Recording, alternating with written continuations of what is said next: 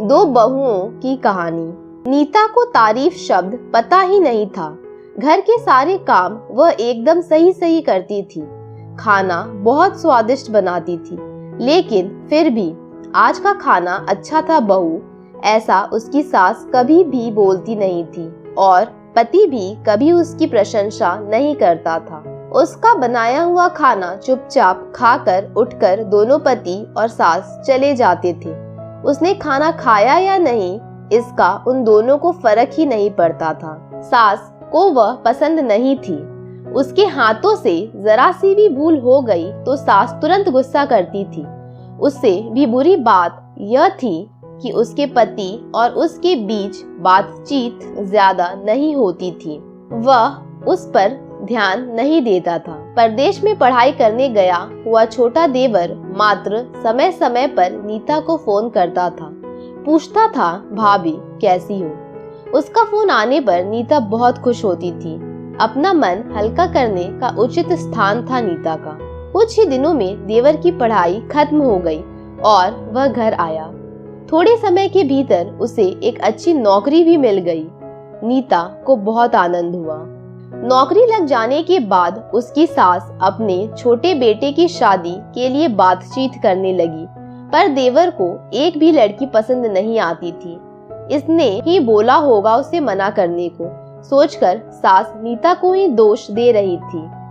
नीता को चिंतित देखकर देवर ने अपनी माँ से कहा, मैं एक लड़की से बहुत प्यार करता हूँ, मैं उसी से शादी करूँगा। उसने जिद की। देवर जी, यह बात पहले बतानी चाहिए थी ना। नीता ने ये बात अपने पति के कान पर डाली। इस बात पर उसने थोड़ी खिटपिट की, लेकिन लड़की देखकर वह भी तैयार हो गया। सवाल बचा सास का, तो वह अपने छोटे बेटे का मन कैसे दुखाएगी। बाद में उसकी भी हाँ हो गई। नीता को बहुत खुशी हुई। उसे लगा एक अच्छी सहेली आ जाएगी अब साथ देने के लिए, दिल के राज बताने के लिए। पर कैसी होगी छोटी देवरानी? रस बस जाएगी हमारे साथ और इस घर में, या वह एक अलग दुनिया बसाने पर जोर देंगी देवर जी को? इस विचार से थोड़ा टेंशन में आ गई नीता। कुछ दिनों बाद नीता की छोटी देवरानी चौखट लांग कर घर में आई। देवरानी ने घर में आते ही सारे घर की जिम्मेदारी अपने हाथों में ले ली। अब सास ने अपनी छोटी बहू की ज्यादा ही तारीफ करना शुरू कर दिया। उसे माँ जैसा प्यार करने लगी। यह देखकर नीता की आंखों में आंसू आ जाते। वो सोचती, मैं भी तो यही काम करती थी, फिर मेरे साथ ही क्यों ऐसा बर्ताव। अब थोड़े दिनों बाद छोटी देवरानी पूरे घर पर राज करेगी और फिर मेरी जगह वहां कोने में होगी। अपने ही विचारों में खो गई नीता।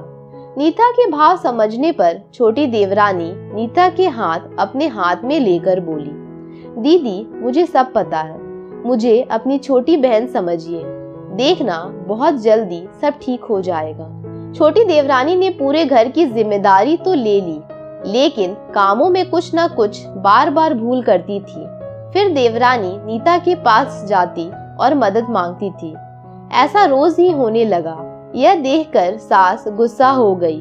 मेरे रहते हुए छोटी बहू बड़ी बहू को क्यों पूछती रहती है। फिर सास भी रसोई घर में आकर चार काम शुरू करने लगी। धीरे धीरे वह छोटी बहू के साथ साथ अनजाने में बड़ी बहू से भी प्यार से बर्ताव करने लगी, प्यार से बोलने लगी, नए पदार्थ दोनों को सिखाने लगी, भूल समझकर समझाने लगी। अब सास और दोनों बहुओं में अच्छी दोस्ती होने लगी। इस वजह से बड़ी बहू का स्वभाव भी अच्छा होने लगा। उसके स्वभाव में खुलापन आ गया। सास भी दोनों के साथ कभी शॉपिंग तो कभी फिल्म देखने जाने लगी। वो अपनी दोनों बहुओं को समान प्यार करने लगी थी।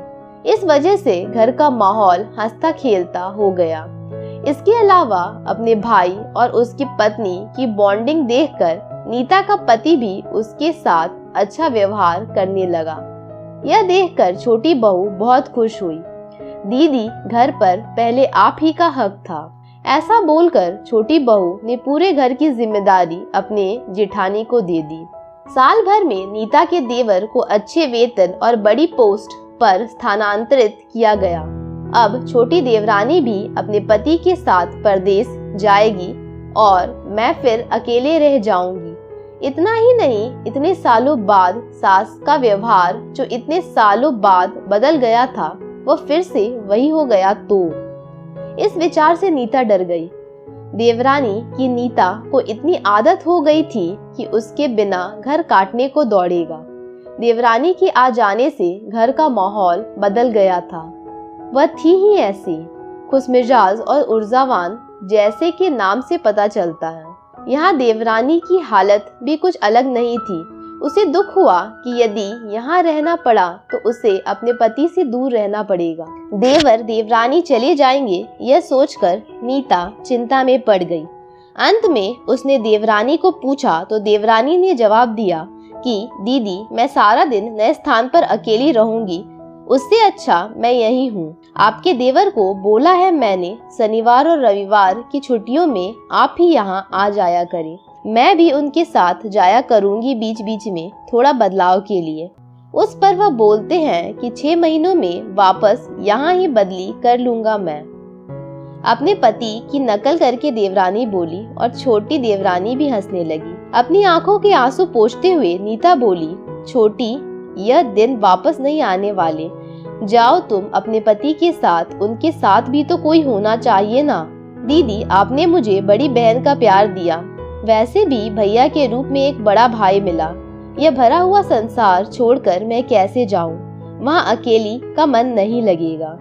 6 महीने का तो सवाल है, वह आते रहेंगे यहाँ पर। यह सुनकर नीता ने अपनी देवरानी को खुश होकर गले लगाया। तभी देवरानी नीता को बोली, अपने पति के साथ एक अलग जीवन बनाने में समय नहीं लगता। अपनों में रहकर पति की प्रतीक्षा में ही आनंद है। दोस्तों, 2 अलग अलग घर से आने वाली यह लड़कियां अपने नए घर के लिए सब कुछ करती हैं। पता ही नहीं चलता कि कब एक दूसरे की आदत हो जाती है। सच में देवरानी जेठानी का रिश्ता बहनों से कम नहीं होता। दोस्तों, आपको यह कहानी कैसी लगी कमेंट कर जरूर बताएं। वीडियो अच्छी लगी हो तो इसे लाइक करें, शेयर करें और मेरे चैनल को सब्सक्राइब कर लें। धन्यवाद।